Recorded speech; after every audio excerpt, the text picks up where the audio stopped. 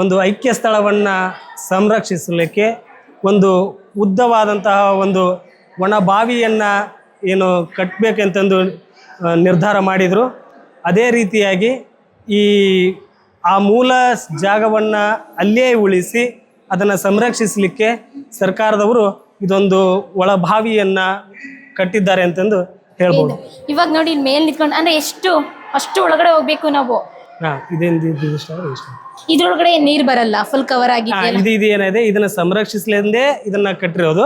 ಮುಂಚೆ ಎಲ್ಲ ನೀರ್ ಬರ್ತಾ ಇತ್ತು. ಮುಂಚೆ ಏನಿತ್ತು ಈ ಪ್ರಮಾಣದ ನೀರು ಇದ್ದಿದ್ದಿಲ್ಲ ಅವಾಗ, ಹೌದಾ?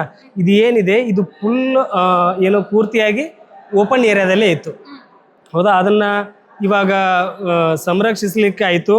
ನಂತರ ಜನರಿಗೆ ದರ್ಶನ ಕೊಡುವಂತ ಒಂದು ನಿಟ್ಟಿನಲ್ಲಿ ಇದೊಂದು ಏನು ಬಾವಿಯನ್ನ ತಯಾರಿಸಿದ್ದಾರೆ. ಅಂದ್ರೆ ಅಂಡರ್ ಗ್ರೌಂಡ್ ಅಲ್ಲಿ ಮಾಡೋ ತರ ಫೀಲ್ ಇದೆ. ಹೌದು, ಅಂಡರ್ ಗ್ರೌಂಡ್ ಅಲ್ಲಿ ಮಾಡಿರ್ತಾರೆ. ಅಂದ್ರೆ ಎಷ್ಟಡಿ ಎತ್ತರ ಇದೆ? ಹಂಗಾರೆ ನಾವು ಎಷ್ಟಡಿ ಆಳಕ್ಕೆ ಹೋಗ್ತೀವಿ ನಾವು ಇವಾಗ? ಇದು ಸರಿಸುಮಾರು ಒಂದು 50 ಅಡಿಗಿಂತ ಆಳಕ್ಕಿದೆ. ನಾವು ಅದ್ರ ಒಳಗಡೆ ಹೋಗಿ ದರ್ಶನ ಮಾಡ್ತೀವಿ. ಅಂದ್ರೆ ಎಷ್ಟು ಗಂಟೆಯಿಂದ ಓಪನ್ ಇರುತ್ತೆ ಮಾರ್ನಿಂಗ್? ಇದು ಮಾರ್ನಿಂಗ್ ಆಫೀಸ್ ಅವರ್ ಏನಿದೆ 10 o'clock ಇಂದ ಸ್ಟಾರ್ಟ್ ಆಗಿರುತ್ತೆ. ಒಮ್ಮೊಮ್ಮೆ ವಿಶೇಷವಾದ ಸಂದರ್ಭಗಳಲ್ಲಿ 9 ಗಂಟೆ 8 ಗಂಟೆ ಪ್ರವಾಸಿಗರಿಗೆ ಅನಂತರ ಭಕ್ತಾದಿಗಳಿಗೆ ದರ್ಶನ ಕೊಡುವಂತ ಒಂದು ವ್ಯವಸ್ಥೆಯನ್ನು ಮಾಡಿರ್ತಾರೆ.